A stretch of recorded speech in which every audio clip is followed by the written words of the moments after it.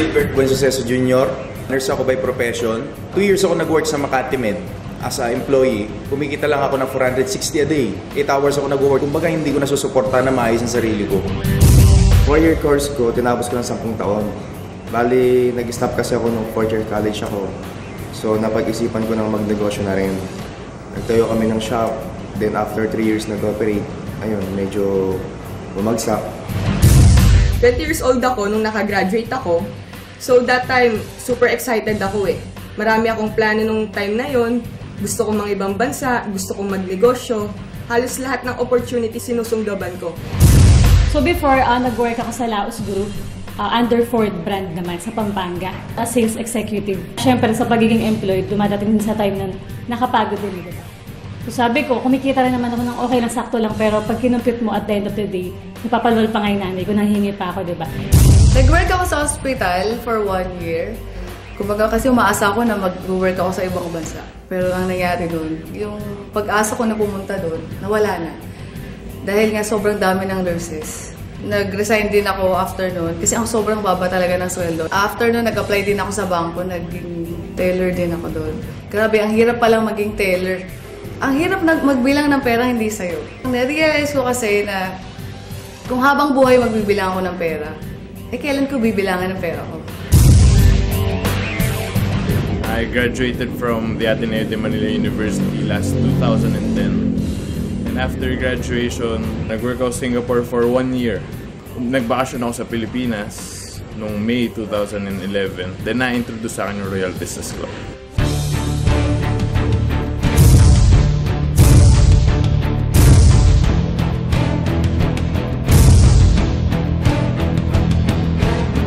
Imagine mo in 10 years time, ma-promote ka, nurse to 520, madadagdagan ng 100 ang kikitain mo.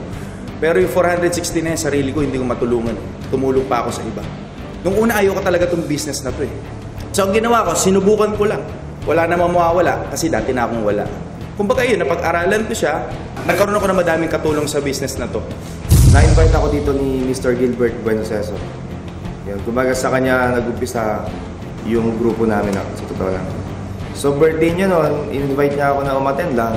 Kauwi niya galing airport ng Bangkok, dumiretso agad siya sa birthday ko. Doon ko na-meet yung mga ibang members ng Royal. May mga naka-Porsche, may mga nakagat ng sasakyan. Kumbaga nagulat siya na dati hindi ko naman nakakasama mga taong to. Natuwa ako, kumbaga talagang doon ko nakita na masaya din sa negosyong to. So nung pagpunta niya nung birthday ko, kumbaga kanya-kanya kwentuhan sa mga success na istorya nila. So doon na-motivate din si Jong. Nagkataon lang na dumating tong Royal hanggang sa, ayun, subok-subok lang. Si Kim, yung first member ko talaga eh. 20 years old ako nung nakagraduate ako. Same year din nung na-introduce sa akin yung Royal. Nakakatawa naman kasi sa ganung edad niya, nakita niya ng potential ng negosyo, tsaka medyo nag-isip negosyante na rin talaga. So yun, nag-decide siya mag-join hanggang sa, ayun, pinagtulong-tulungan namin. So kumbaga right timing lang din ang nangyari eh. And then sabi ko, opportunity yun eh. So ang opportunity kasi hindi yan pinapalampas. Yung pinsan ko, si Katrina, so sabi ko sa kanya noon, magte-test drive ako ng sakyan. Kasi nag-work siya noon sa car company. Sabi niya magte-test drive siya ng Ford Fiesta. Tapos nag-stop lang siya sa isang coffee shop. Isang kanto pa lang ang dumadaan, pinarada ko na. Then kinausap ko siya. Tapos pinasent niya sa akin yung business. Nung time na yun, nakita ko hindi talaga siya interesado eh. Tinry ko lang. At maganda rin kasi doon, nakita ko rin yung support naman din ni Jong. Kumbaga, consistent follow-up. Si Girlie Joy naman, nakilala ko siya dahil sa isang kaibigan din. Kinulit niya ako na pakinggan lang yung negosyo. Yung mga time na yun, parang wala rin akong maisip kung ano bang pwede kong itagda. Parang makaipon din. Si Jello naman, na-meet namin siya dun sa Balanga, dun sa pinagpaplanuhan namin na kuhanin ng office. Then nakausap namin yung mother niya. My mother has a commercial building. Then pinapa-rent niya yun. So ni-rent nila. And then at the same time, yung mother ko, shinare sa akin. Nakakatuwa kasi yung mother niya, nagulat sa amin kasi ang babata namin, pumaparada kami, tigi-tigi sa mga sakyan doon. So medyo, siguro natuwa dahil nga medyo bata pa kung mga gano'n na-achieve. So pinakausap niya sa amin yung anak niya. Kahit medyo well-off naman yung family namin. Pero nung na-introduce sa akin ng Royal Business Club, nakita ko to na napakagandang opportunity. Sabi ko, opportunity for myself. Na kahit sa akin lang na hindi ako maasa sa magulang ko, meron akong mararating.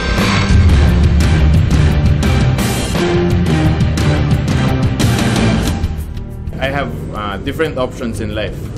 Okay, pero pinili ko yung Royal Business Club. Unang-una, I can be my own boss. Second would be, I'm having the time freedom. And then lastly is the financial freedom. Actually, unlimited yung income potential niya. Sa 15 days ko na pagtatrabaho sa bangko, almost 4,000 lang yung kinita ko. Pero sa Royal, part-time lang. In just 15 days, halos 30,000 yung kinita ko. 4,000 sa 30,000. Siyempre, pipiliin mo yung mas malaki, tama? Narealize ko talaga na kailangan ko na mag-resign. Full time ko yung Royal. Nag-decide ako actually kung pipiliin ko is yung Royal or yung Ford yung work ko. Pero medyo napansin ko, mas malaki na rin yung kinita ko sa pagpa-part-time kaysa sa full-time. So sabi ko, okay pala to. Parang doon ko siya na-appreciate. So yung 1 month ko sa pagiging employed, kinikita ko naman sa Royal, 1 week. Nakakatuwa naman kasi hindi ko naman din expected na talagang magtatagumpay ako dito sa negosyong to. And then hindi ko lubos maisip na sa dami-dami ng planong pumasok sa utak ko, dito lang pala sa Royal, makukuha ko yung pangarap ko. Sa Royal kasi hindi ka na inaantay na humiling pa eh. Pusa nang binibigay sa'yo. Hihilingin mo pa lang, binibigay na ng Royal. Hindi mo na kailangan tumingin pa sa iba, di ba? Kumbaga nandito na lahat, nakapackage na. Itong business na to, sa una mahirap, pero habang tumatagal lalong dumadali. Unlike pag empleyado ka, sa una mahirap, hanggang matapos mahirap. If you can see the invisible, you can do the impossible. Kumbaga dapat may vision ka. Dapat meron kang determination, dapat may goals ka sa buhay. Kasi kung wala kang goals at wala kang vision sa buhay, kontento ka lang sa buhay na kung anong meron ka ngayon. Dapat hindi ka makontento. Tandaan mo, hindi lang sarili mo ang tutulungan mo, madami kang dapat tulungan ng tao.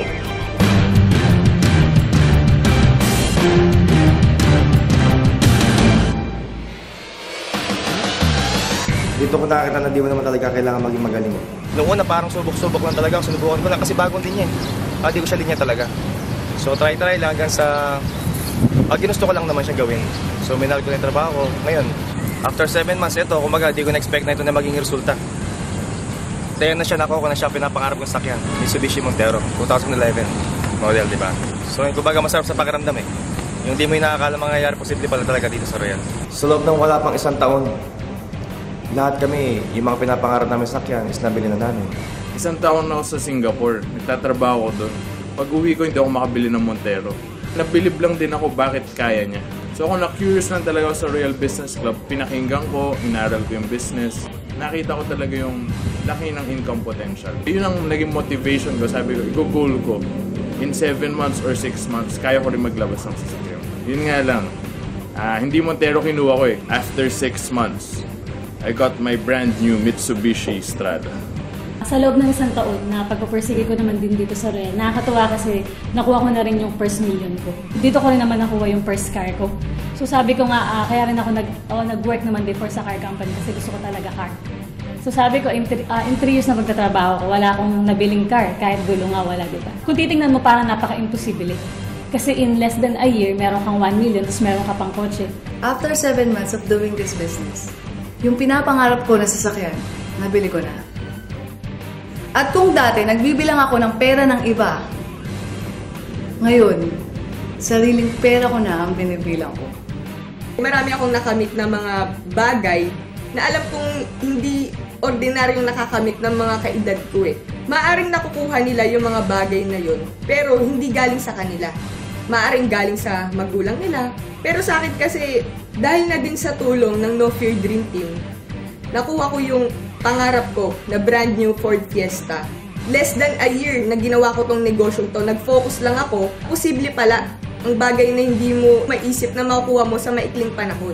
Nakakatuwa naman sa grupo namin dito sa No Fear Dream Team.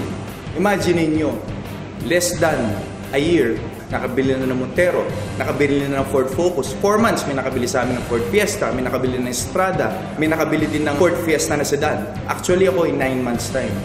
Nakabili ako ng SLK 350, Mercedes-Benz na sports car.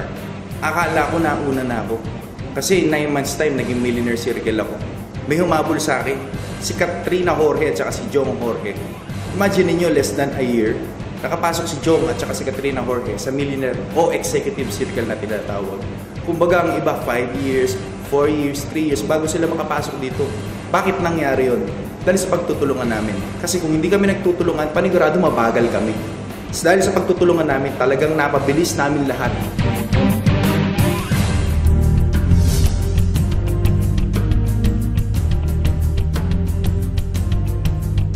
Papasalamat ako sa No Fear Dream Team. Natutuwa talaga ako kasi very result-oriented. We all work as one. Hindi lang kami nag-create ng members, but we create leaders. Nagpapasalamat ako sa No Fear Dream Team kasi hindi ko naman din talaga ito magagawa mag-isa kung wala rin sila. Sabay-sabay din naman namin ginagawa yung goal namin. Isa lang din naman kaming team, isang goal lang naman din. Isa lang din yung mga gusto rin namin makamit sa buhay. So pinagtutulungan din namin yun para din naman makuha din namin siya. Kung kailangan namin ng isa't isa, hindi na namin kailangang humiling pa eh. Kasi kusa na silang tumutulong. So dito kasi may unity kami. Kumbaga, through thick and thin, nandyan ang kagrupo namin. Sobrang yung suporta nila, nandyan palagi. Yung mga time na kailangan ko sila kasi nung mga nag-umpisa pa lang ako sa negosyo. Pag halimbawa may mga tao ako na gustong i-share din yung opportunity, nandyan sila palagi para tulungan akong i-present yung negosyo. Dahil sa pagtutulungan namin dito sa No Fear Dream Team, nakita namin ang aming vision, ang goals namin. In less than a year, lahat kami nakakuha ng sasakyan, kumita kami ng milyon.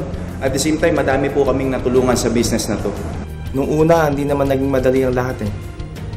Madami rin pinagdaanan na hirap, pero dahil sa pagtutulungan ng team, kay Miss Rocky Espaldon and Mr. Gilbert Buenoseso, naging posible ang lahat. Ang mission po namin is matulungan yung mga naniwala na makakuha rin nila kung ano mga nakuha namin ngayon or higitan pa. At yung mga nararamdaman namin ngayon, gusto namin iparamdam din sa kanila. Kayang-kaya lahat po yan. Basta gawin po natin tama ang sistema. Sundan po natin. Magtiwala lang po tayo sa sariling kakayahan natin. Sa taas plus royal, lahat po yan posible. Pero sa isang bagay, kami nagkakaisa. Kumbaga yung layunin namin na matulungan ang mga taong naniwala sa negosyong to. Sa bagay na yun, mas lalong tumitibay yung samahan namin eh. More than na kumikita ako, nakakatulong din ako personally and yung team namin na present yung opportunity rin sa ibang tao. Sa ganong sense, nakakatulong din kami na kumita sila at the same time, mabago yung buhay nila. Along the way, tutulungan ka nila. You must have the good learning and listening attitude. In this business, basta willing kayo, trabahuhin, basta gusto nyo, matutupad yung mga pangarap nyo. Lahat ng tao pwede gawin ng negosyo. Walang pinipili. Isa lang naman ang bagay na kailangan natin para gawin ng royal. Kailangan meron tayong mga pangarap. Kasi yung pangarap na yan, ayan yung magdadala sa atin para sa tagumpay. Para sa akin, success is not by chance. It's your choice. Naniniwala po ako na ang pagkakataon na yan ay ngayon na.